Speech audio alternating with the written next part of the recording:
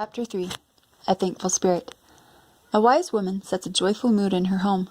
Through laughter, music, and happy times, she creates a positive attitude in her children. She knows that a light-hearted home relieves her husband's stress.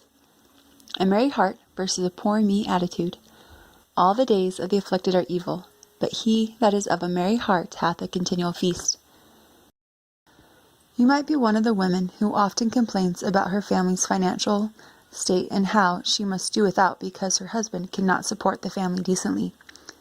This downcast, unthankful attitude is a dishonor to God and an attack upon your husband's ego. If you have ever been guilty of this attitude, now is the time to say, never again. I know women who remain perpetually discontented because they must live with stained carpet and damaged furniture. Someone would feel their family is in desperate straits if they cannot afford to serve fresh broccoli and salad. Tension rules their home. Their sad, withdrawn faces reflect their suffering. They cultivate expressions of grief, reflecting, they suppose, the heart of God sorrowing on their behalf. Some women learn to accept the poor state of their physical surroundings. They don't want to be carnally minded. They live only for the eternal. So they save their disapproving expressions for those times when they think it necessary to remind their husbands of how sad they are that he sits in front of the TV, plays video games, or engages in any number of carnal activities. They keep the pressure on, just like the Spirit would do. At least that's their justification for doing his job so faithfully. Some women get it in their minds that if the family would just move to the country, they would be happy and their children would not be getting into sinful habits.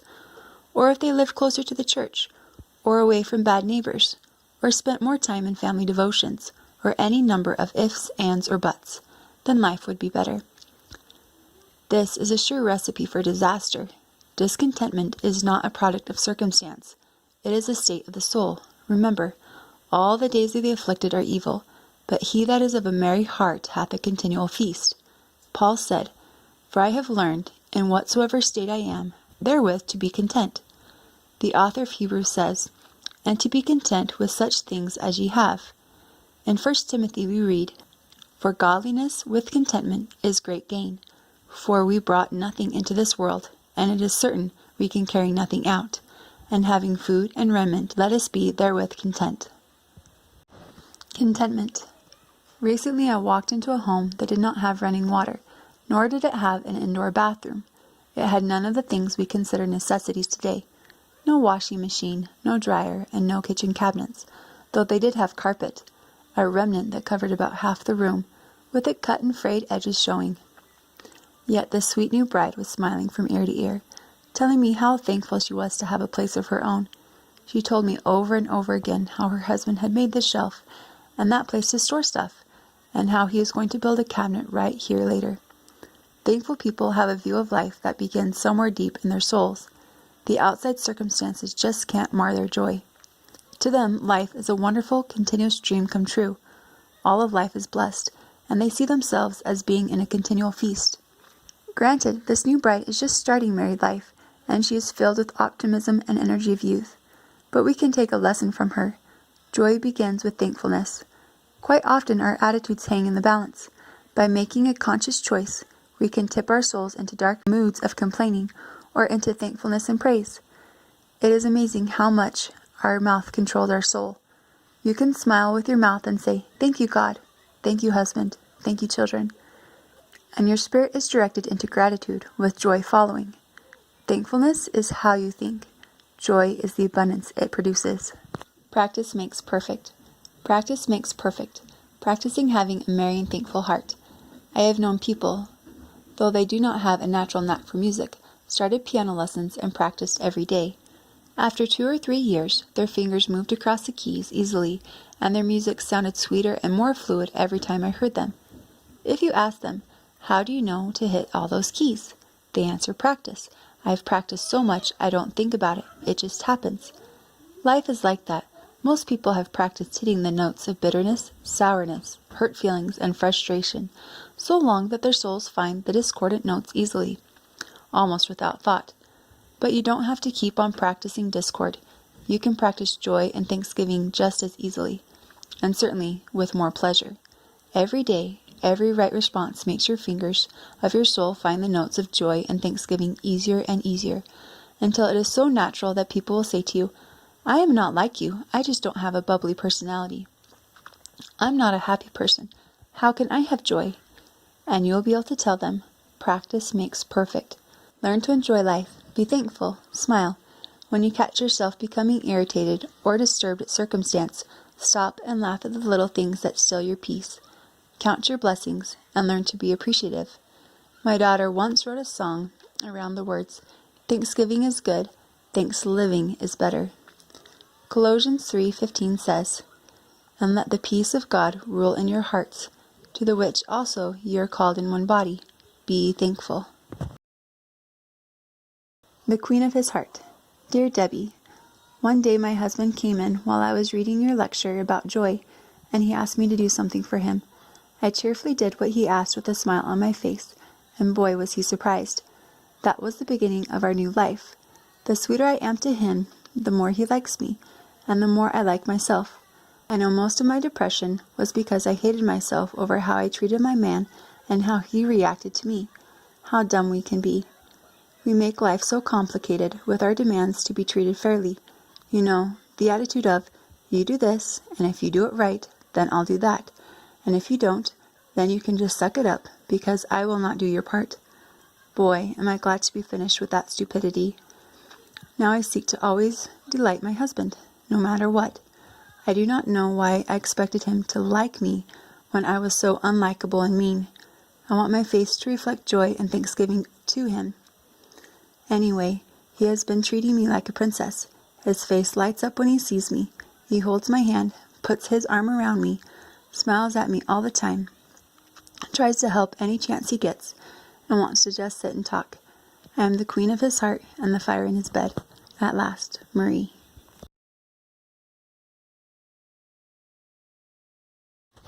Chapter 4. Thanksgiving produces joy.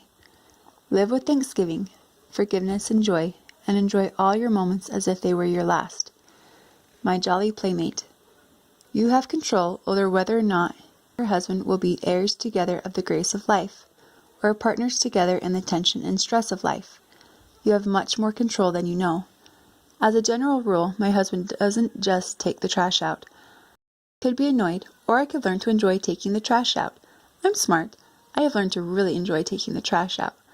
One day recently, my husband saw me struggling out the door with a huge sack of trash in one hand and several empty boxes in the other. Since he has headed in that direction, he volunteered to carry the heavy sack. He walked about 10 feet ahead of me, holding the sack out from his body with just one hand.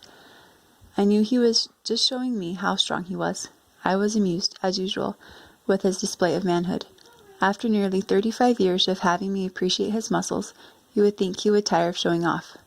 But he knows that I never tire of watching him perform. When he got near the large trash trailer, he was really getting into his macho thing. With great fanfare, he flung, I would say tossed, but it was like a sideways catapult, the large trash bag, as if it were a cement block instead of a thin plastic bag too loaded down for its own strength. Of course, the string broke, allowing the bag to hit the side of the trailer, bursting open and dumping trash all over the ground. I could tell he was a little embarrassed as I rushed over to clean up his mess, but he continued on his merry way. I remember a time when all of that would have irritated me to the point of bitterness. I would have made sure that he felt my irritation, and our relationship would have been strained, all for a bag of trash. Such a stupid waste of our lives. But now, as I watched him humbly slink off, I had to grin. I think I had finally come to understand the male psyche, at least this man's. I know that the dumped trash bag was hard on the old boy. It is funny that men think women are so difficult to understand, but come to imagine a woman flinging a heavy garbage sack to prove how strong she is, and then, having spilled it, leaving it for someone else to clean up. Having come to this lofty understanding of the male ego, I knew Big Papa would look for any chance to take out the trash from now on, and always do it right. His chance came about 2 weeks later when I headed out the back door with another heavy sack. I graciously showed my thanks as he offered to take the bag out. Just as he stepped out the door, I raced for the laundry room window. Quickly raising the window about 3 inches, I waited for him to come around to the trash trailer, which is directly in front of the laundry room window. This time he carefully and gently pitched the heavy sack, and I was ready. Just as the sack left his hand, I let out a blood-curdling scream. You would think he had gotten used to my tricks after all these years, but I got him again. I wish you could have seen his reaction. His t-shirt shook as if a strong wind had hit it, as every inch of his body quivered with shock. Of course, my own body was in spasms of wild laughter. It took him a moment or two to realize that the sack had landed safely, and that the scream was in no way related to the trash bag that he had just thrown. I had so rattled his nerves with my wild war whoop that it seemed to take him a second to realize that I had done it again. Oh, it was a grand moment, until he turned to meet me eye to laughing eye, and I knew I would have to pay for my rowdy entertainment. His addled brain came quickly back to the present, and he took off running back to the house at a speed the likes which I thought he had long since become incapable. I knew there was no sense in trying to hide, because he would find me sooner or later, so I decided to use my innocent lady pose. I sweetly stepped in front of the sink and began to wash dishes, suppressing my laughter with great difficulty. He sounded like a big Mack truck coming through the door, but I just kept my back turned and continued to wash the dishes. My demeanor of stance did not stop him. He grabbed me by the arm and started pulling me into the bedroom. Since he outweighs me by 100 pounds, it was no contest. Although he had to drag me all the way, I could only imagine what the office staff, right next door, might think if they had happened to drop in at that moment. I was ready with another scream just in case our very reserved business manager appeared. It would have been really funny to see the manager's horrified face. I can just imagine him thinking with horror, "And they teach marriage relationships?" Mike thought he was going to scare me with his show of force, but he was dragging me to my favorite winning spot, the bedroom. While he shut and locked the door, I quickly arranged myself in a very inviting, seductive pose. It gets him every time. It sure is handy to be a woman. So he started smooching on me, while I continued to giggle for a little longer. He smooches better than he throws garbage sacks. Well, that's enough of that story, but can you see how much better a merry heart is than an ugly pile of hurt feelings? Mike is my playmate. He needs someone to play with every day. I am his helpmeet. That is, I am his helper, suited to his needs. I meet his needs for conversation, companionship, and playmate. Any time we take a walk, we end up bracing each other. When we walk up hills, I grab his belt and he pulls just for fun. The other day, we were walking up a steep incline, both of us puffing hard. He looked back to where I was and asked, "Do you need a pull?" "No, I can make it," I said. Wheezing, he presented his posterior to me and said, "Then push." We laughed to the top of the hill. It didn't make the hill any easier to climb, but laughter always makes life easier to climb. Most mornings, we greet the day with what we call the wallowing, which is a roll-around, alternately snuggling, tickling, and hugging wrestling match that on occasion ends in a real wrestling match or king of the bed game where I try dumping him off. If he gets tickled enough, he loses his strength, and I can sometimes get the best of him. I am his playmate. He thinks I am perfectly wonderful, not because I am a beautiful woman. Those days passed more years ago than I care to remember. Our delight in each other did not happen because he is the perfect man, or because he loves me like Christ loves the church, or because he is sensitive to all my needs. It didn't happen because he takes the trash out, or cleans up after himself, or has always made a good living, providing me with all the things most women take for granted. It didn't happen because he is a strong spiritual leader and always does the right thing. It happened and continues to happen because of the choices I make every day. I never have a chip on my shoulder, no matter how offended I have every right to be. I do have reasons to be offended regularly. Every day, I remember to view myself as the woman God gave this man.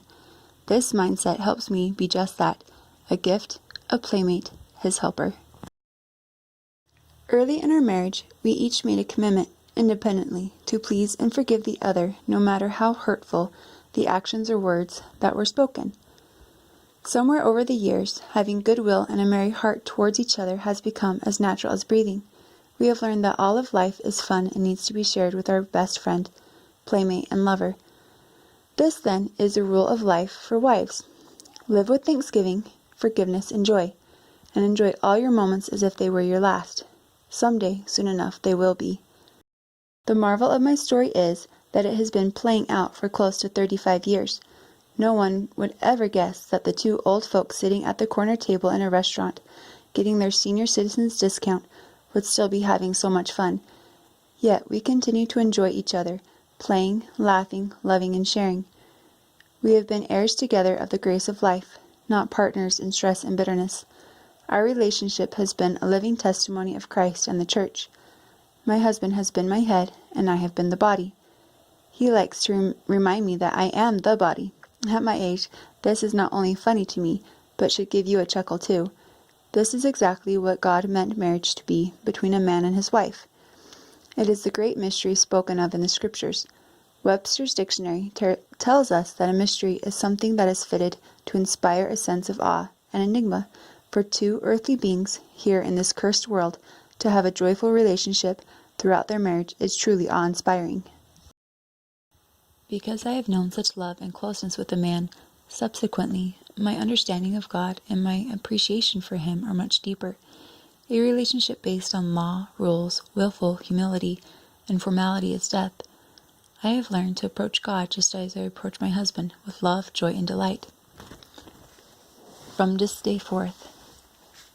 Now I know what some of you are thinking. You think it is too late for you. You are struggling with your second or third marriage and an unbelieving porn addict. Or you are suffering through emotional scars of your godless youth. I want you to know something wonderful about Jesus. With him, it doesn't matter where you have been or who you have been with, because his love and forgiveness can reach down and make you whole. He is willing to love you and make you his bride, just as you are. And he asks you to be the bride to your husband, just as he is. When a weak sister fulfills her divine purpose of being a true helpmeet, it brings great glory and joy to God. Do you remember the story in Luke 7:38, where the former promiscuous woman intruded upon a private dinner at a Pharisee's house? She hurried to where Jesus was seated and fell down behind him, weeping at his dusty feet. Her intention was to anoint his feet with costly ointment, but her tears of repentance and gratitude fell upon his feet. I think she was shocked to see that she had defiled him with her tears. Finding nothing at hand with which to wipe them away and rectify her intrusion, she unbound her long hair and used it to wipe away her unworthy tears. The Pharisees were sure that if Jesus knew who and what she was, he would not have accepted her devotion. But they didn't really know Jesus. Jesus turned to the lady and said to all those present, "Wherefore I say unto thee, her sins, which are many, are forgiven. For she loved much, but to whom little is forgiven, the same loveth little. And he said unto her, Thy sins are forgiven. Thy faith hath saved thee. Go in peace." Gratefulness. Dear Debbie, I wanted to send my testimony because you have greatly encouraged me. I send it with my husband's approval. As a young child, I was messed with by family members and non-family members alike. I don't ever remember feeling pure. At age 4, my parents divorced, and my mother had custody of us. I think my mom just gave up after they went through the divorce. She didn't take care of us. We were left to ourselves for the most part. We were dirty and unkept. Because these things took root in my person, I never really knew what it was like to be loved. God certainly couldn't love me, because I was so dirty, inside and out. I didn't just think that in my head, it was the way I lived. After I was married, I experienced deep personal pain in my marriage relationship, my husband's adultery. It was awful. I reacted terribly towards him. I defied him, using it to get my own way, and tortured him with it. You name it, I did it.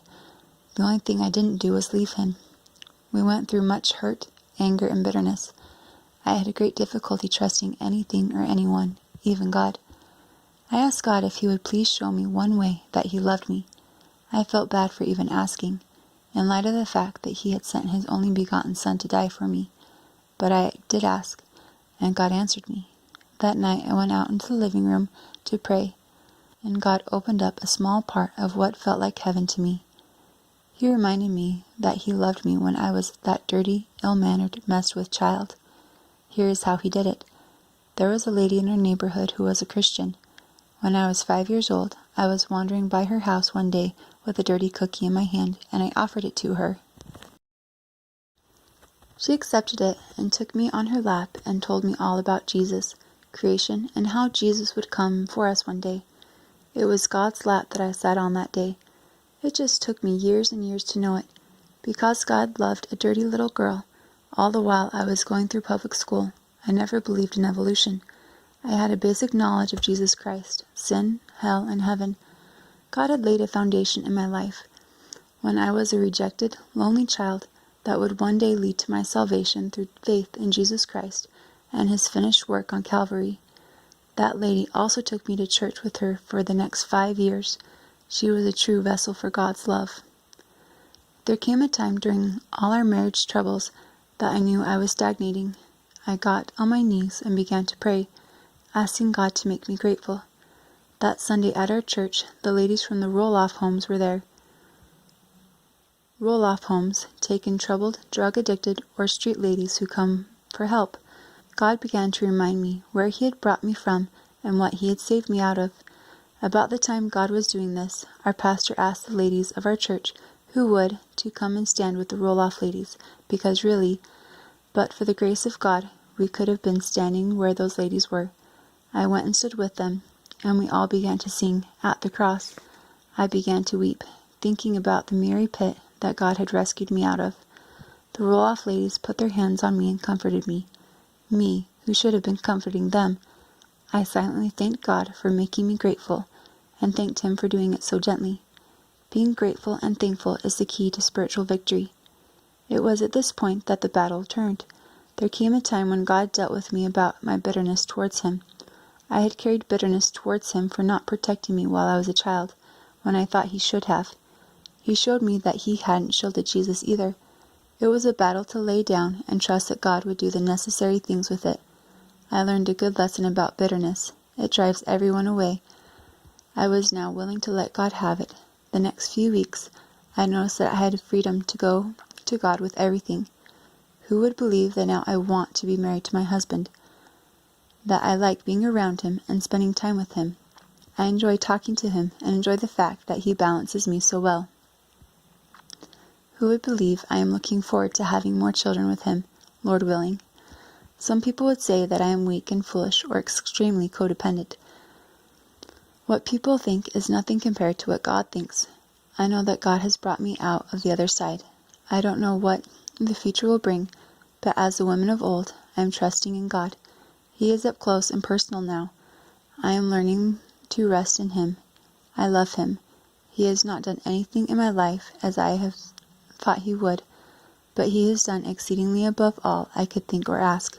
Sarah. The message to you is simple. From this day forth, starting right now, today, be the woman who honors, obeys, and loves Jesus by honoring your husband.